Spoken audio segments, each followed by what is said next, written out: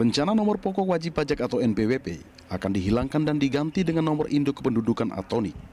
Hal ini sebagai salah satu langkah strategis mewujudkan era satu data yang tengah dicanangkan pemerintah. Direktur Jenderal Kependudukan dan Pencatatan Sipil Kementerian Dalam Negeri, Sudan Arif Fakrullah mengatakan, pihaknya sudah bersepakat dengan Ditjen Pajak untuk menghapus nomor pokok wajib pajak dalam waktu dekat. Nantinya NPWP akan terintegrasi dan digantikan dengan nomor induk kependudukan. Optimalisasi NIK akan semakin intensif ke depan karena Ditjen Pajak sudah bersepakat dengan Kemendagri untuk menggantikan NPWP dengan NIK. Saat ini, pemerintah mendorong terjadinya era satu data. Berbagai kementerian dan lembaga mulai mencocokkan datanya dengan Dukcapil sehingga perencanaan, pembangunan hingga pelayanan publik menjadi lebih tepat sasaran. Tidak hanya itu, optimalisasi NIK sebagai basis integrasi data juga telah merambah cakupan sektor-sektor lainnya, mulai dari provider, jaringan layanan telekomunikasi, asuransi, perbankan, pertahanan, kesehatan, penegakan hukum dan pencegahan kriminal, hingga pembangunan demokrasi. Sebelumnya, Presiden Joko Widodo menandatangani Peraturan Presiden Nomor 83 Tahun 2021 tentang pencantuman dan pemanfaatan NIK dan atau NPWP dalam pelayanan publik. Aturan yang diteken pada 9 September 2021 ini bertujuan mendukung pelayanan publik untuk melayani setiap warga negara dan penduduk dalam memenuhi hak dan kebutuhan dasar. Era satu data segera tiba, itulah topik dialog kita pagi ini. Pemirsa, pemerintah melalui rancangan Undang-Undang Harmonisasi Peraturan Perpajakan RUU HPP bakal membuat nomor induk kependudukan KTP menjadi nomor pokok wajib pajak. Dan untuk membahasnya lebih dalam lagi, kita sudah terhubung dengan Dirjen Dukcapil Kemendagri, ada Pak Zudan Arif Fakrullah melalui sambungan telepon. Selamat pagi Pak Zudan, salam sehat. Selamat pagi, Assalamualaikum warahmatullahi wabarakatuh, Mbak Julita. Sehat selalu, Mbak. Baik, waalaikumsalam. Pagi ini kita akan membahas soal nantinya NIK kita juga akan menjadi NPWP. Kenapa kita perlu hal ini, Pak Zudan? Ya, kalau kita melihat program pengembangan di jajaran pemerintah yang terus dilakukan untuk menuju satu data. Sesungguhnya Kementerian Dalam Negeri sudah mengawali ini sejak tahun 2013, Pak Julita. Ya.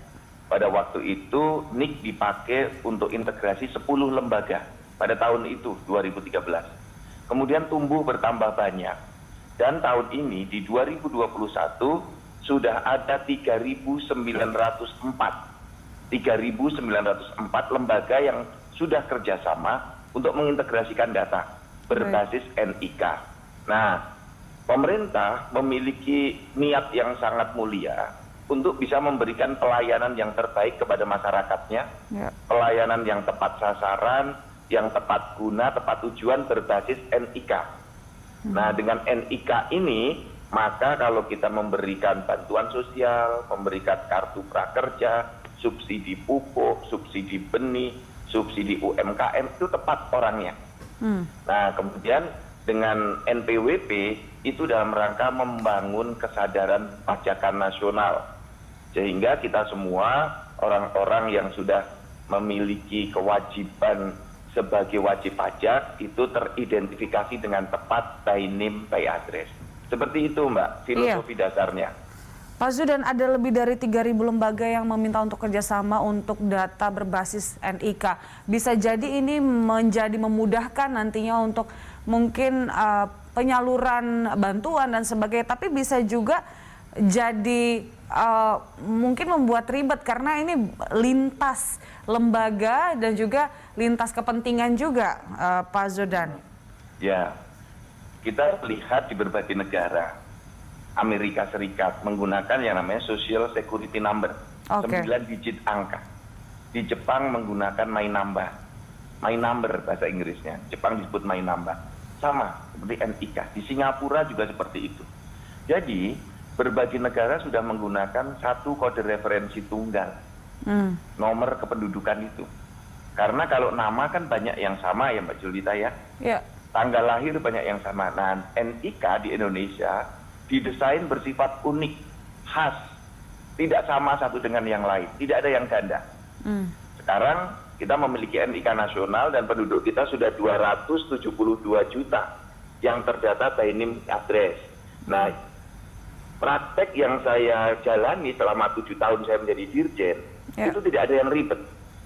Tinggal dimasukkan NIK, nanti sudah bisa diketahui siapa yang dapat kartu prakerja, siapa yang dapat bantuan sosial pangan non tunai, siapa yang dapat bantuan misalnya subsidi pupuk, itu sudah bisa diketahui, sehingga bisa dihindarkan pemberian subsidi ganda. Kemudian subsidi listrik itu jatuhnya ke siapa saja, itu bisa dibetulkan. Kalau subsidinya jatuh ke orang-orang yang kaya misalnya, karena dia punya banyak rumah untuk kos-kosan, kos-kosannya tidak perlu disubsidi karena pemiliknya orang kaya. Nah itu sudah bisa diketahui nanti.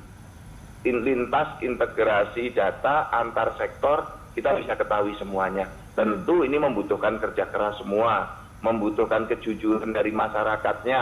Karena begini Mbak, banyak juga dulu pernah orang yang menguji coba sistem, nicknya diketik sembarangan. Nah, 1111 tertolak secara sistem. Dia ketik lagi 0000, tertolak secara sistem.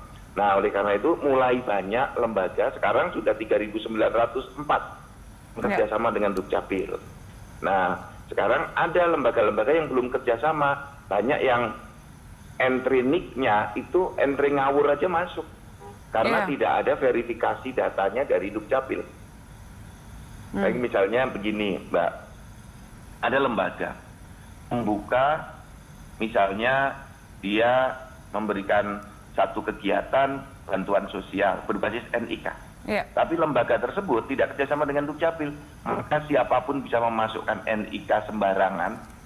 Ya, nah NIK-nya Mbak Zulita dimasukkan untuk nama orang lain, itu bisa terjadi. Tetapi kalau sudah kerjasama dengan Dukcapil, nanti NIK yang dimasukkan diverifikasi dengan data Dukcapil yang sudah ada di dalam data center. Nah, alhamdulillah praktek selama ini kami mendapatkan respon dari berbagai kementerian lembaga, dari berbagai perusahaan di industri keuangan, perbankan dan asuransi, serta pasar modal, itu sangat membantu dan memudahkan. Baik. Transaksinya menjadi sangat cepat, Mbak. Baik. Yang lembaga yang sudah bekerja sama secara resmi, kemudian ada verifikasi dari data center, khususnya dari Kemendagri, itu yang mana saja? Soalnya kemarin saya iseng nih, Pak Zudan, nyoba masukin nick lain ke Peduli Lindungi saya, dan itu bisa gitu. Jadi nggak ada verifikasi di sana. Kalau masukkan nicknya Mbak Julita, nanti akan keluar namanya Mbak Julita. Nggak bisa nicknya Mbak Julita keluarnya nama Ibu Margareta, nggak bisa, karena sudah terverifikasi. Sebelum Peduli Lindungi kerjasama dengan Dukcapil, Peduli Lindungi kerjasama dengan Dukcapil tanggal 16 Agustus 2021. Dan mulai berjalan tanggal 9 Agustus. Kalau sebelumnya, orang memasukkan nick siapapun bisa saja namanya nama kita, karena mengisi sendiri. Nah itu sempat terjadi tuh Pak Zudan waktu saya coba. Kapan itu? Saya lupa ya tanggalnya, cuman memang sempat terjadi saya masukin nick orang, kemudian nama saya tetap saya tulis secara manual, itu bisa begitu. Tapi per tanggal 16 Agustus ya, saya harus mencoba lihat lagi ya, 16 Agustus artinya harusnya sudah terverifikasi. Betul, kalau yang sudah dilakukan setelah 9 Agustus, itu tidak akan mungkin bisa terjadi, karena sudah diverifikasi secara sistem. Baik. Nah, yang sudah lembaga-lembaga besar yang sudah menggunakan data Dukcapil seperti Bank Mandiri, Bank BRI, BNI, BTN, BCA, ya, yang kecil-kecil seperti Bank Perkreditan Rakyat sudah menggunakan. Kemudian di pasar modal sudah semuanya menggunakan data Dukcapil. Kemudian asuransi, kalau di jajaran pemerintah itu Polri, Badan Pertanahan untuk membuat SIM kita, membuat NPWP kita dari Direktorat Jenderal Pajak, ya. Sudah ribuan Mbak lembaga yang kerjasama. Kalau Kementerian Sosial untuk kartu prakerja, Kementerian Kemenko Perekonomian, kemudian Kementerian Pertanian, Kementerian Agama, Kementerian Pendidikan, sudah banyak sekali. Ini alhamdulillah kesadaran untuk menuju satu data kependudukan itu pertumbuhannya bagus sekali. Selama saya 7 tahun menjadi Dirjen Dukcapil, melihat terjadi satu kesadaran yang meningkat dibandingkan dengan tahun 2013. 2013 itu baru 10, kemudian 2015 itu baru 70 lembaga. Ketika saya masuk pertama kali sekitar 70 lembaga. Sekarang sudah 3.904. Baik. Nanti untuk data ini akan terpusat di Kemendagri atau seperti apa, Pak Zudan? Nah, di Indonesia itu ada 4 lembaga besar yang menjadi wali data yang ada di tempatnya masing-masing. Oke. Wali data dan pembina data, seperti data keuangan negara, itu di Menteri Keuangan. Data Dukcapil, itu di Kementerian Dalam Negeri, data kependudukan. Kemudian data lain di Badan Pusat Statistik. Kemudian data tentang peta, rupa bumi, itu ada di Badan Informasi Geospasial, BIG. Nah, data itu tetap di tempatnya masing-masing. Tetapi kalau nanti data kesehatan di Kementerian Kesehatan, data nasabah bank di bank masing-masing, data asuransi di lembaga asuransi masing-masing, data mahasiswa di kampus masing-masing.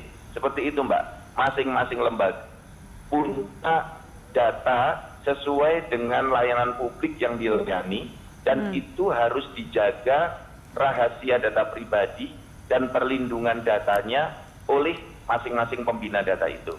Nah, yang besar-besar tadi mereka menjadi wali data sekaligus pembina data.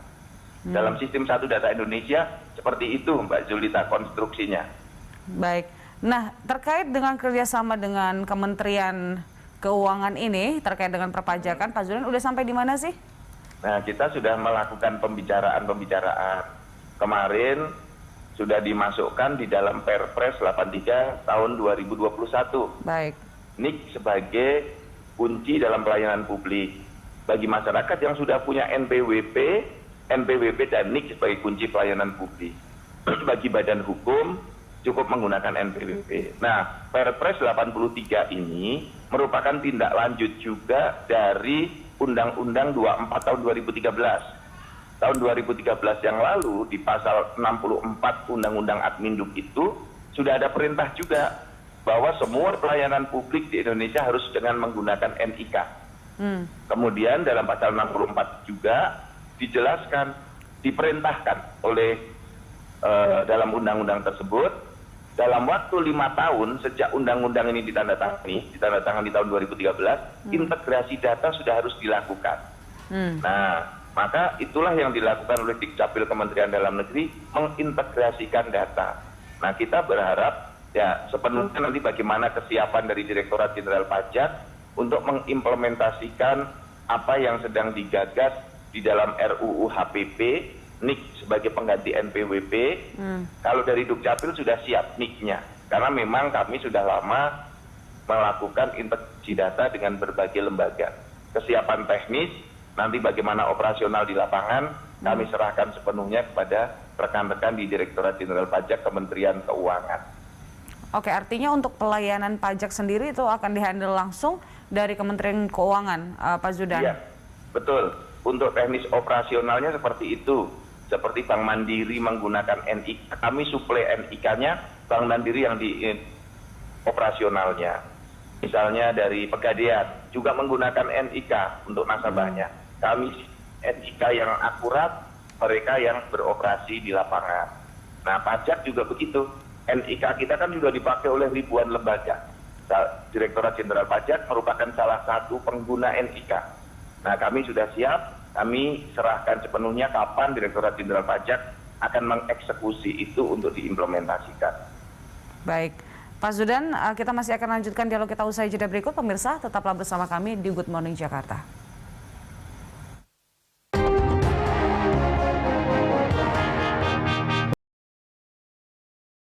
Terima kasih Anda masih bersama kami, pemirsa. Kita masih lanjutkan dialog kita, era satu data segera tiba. Pak Zudan, kita sudah kebayang nih kalau misalnya nanti sudah terintegrasi data-data kita menjadi satu data, kemudian bisa ngurus ini itu hanya dengan NIK saja, itu akan lebih efisien, akan lebih gampang. Kita nggak perlu punya banyak kartu lah, bisa dibilang seperti itu. Tapi artinya ada proteksi yang berlapis juga harusnya dari Kemendagri juga dan lembaga yang terkait yang bekerja sama. Karena dengan NIK itu pula segampang itu mendapatkan sejumlah data lainnya begitu, Pak Zudan. Ya, tentu semua ikhtiar kita disertai dengan yang namanya cyber security system. upaya untuk pengamanan secara cyber. Yang kedua, juga kita bangun dan mensosialisasikan kepada masyarakat untuk peduli dengan perlindungan data masing-masing. Kalau Mbak Julita bisa ada waktu buka di Google, misalnya ketik NPWP, ternyata banyak sekali di sana data NPWP. Ketik paspor, ternyata di Google banyak sekali data paspor. Ketik KTPL, banyak data KTPL. Banyak juga ketik KK, keluar data KK. Itu karena secara sistem banyak sekali teman-teman itu mengupload dokumen ke medsos. Dan itu menjadi yang terbuka. Nah, kita harus mengurangi hal-hal seperti itu. Ya, mungkin tidak upload dokumen kependudukan kita melalui media sosial. Kemudian yang ketiga, aparat penegak hukum dan lembaga yang berwenang itu harus melepas atau mencopot, ya misalnya Kominfo, melepas yang ada di Facebook, Google, di medsos itu data-data kependudukan yang tidak ada kaitannya dengan berita-berita.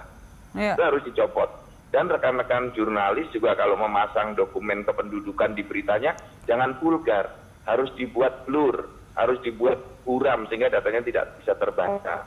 Nah, kira-kira itu yang harus kita dorong terus kepada masyarakat, kepada semua lembaga, agar ada kepedulian terhadap perlindungan data pribadi. Karena kita akan menuju ke sana, Mbak. Nah, sosialisasinya sejauh dalam ini? rangka kerjasama itu tidak bisa orang membuka data sembarangan, karena harus diberi dengan password dan diberi dengan user ID khusus. Password dan user ID khusus ini terdata. Sehingga siapa sedang mencocokkan datanya siapa dari berbagai lembaga itu, nanti bisa terlacak dengan mudah.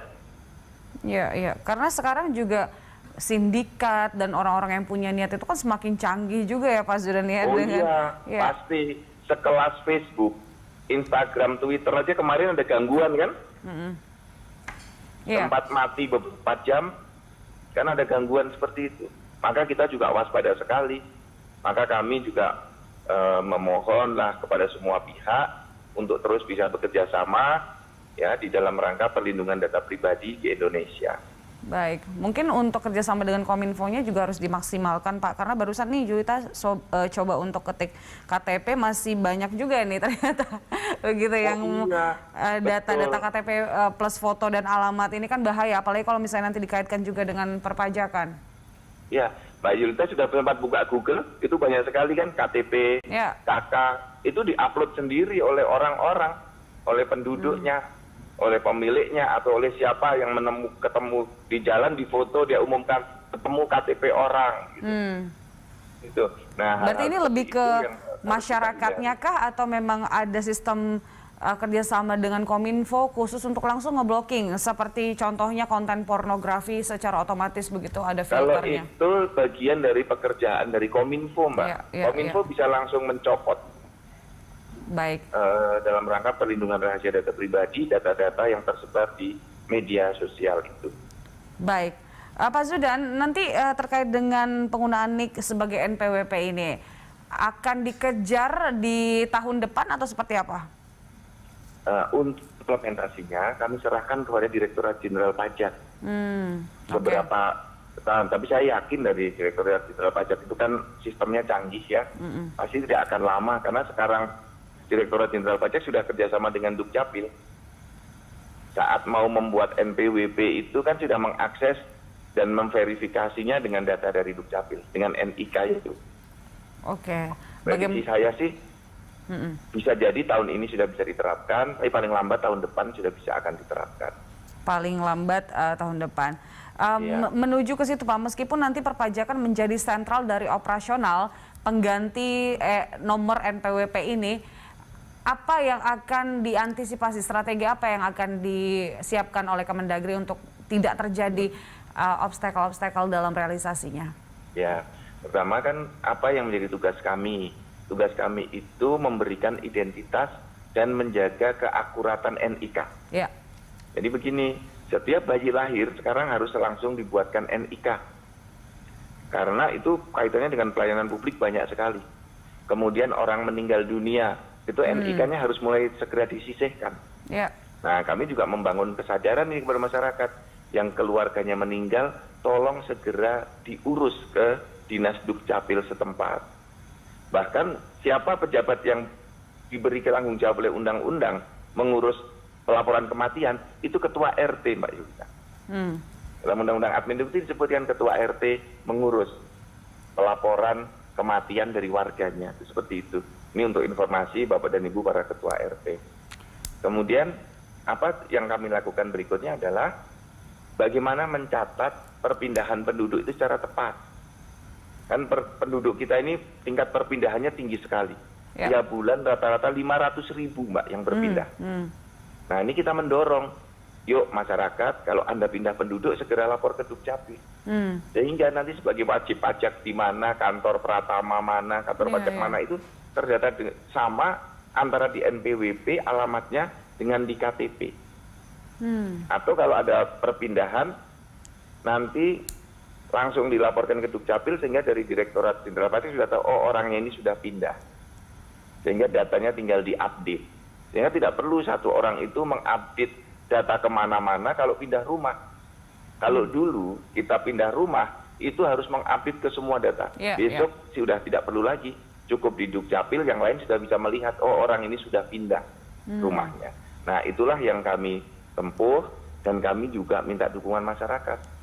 Karena kami tidak bisa bekerja sendiri, datang ke rumah-rumah penduduk seperti sensus, kita pegawainya kurang. Maka minta kepada penduduk, sekaligus mengurus dokumennya, sekaligus melaporkan kalau ada yang meninggal, ada yang lahir, ada yang pindah rumah, ada yang masuk ke kakak dirinya, itu segera dilaporkan ke Dinas Dukcapil setempat.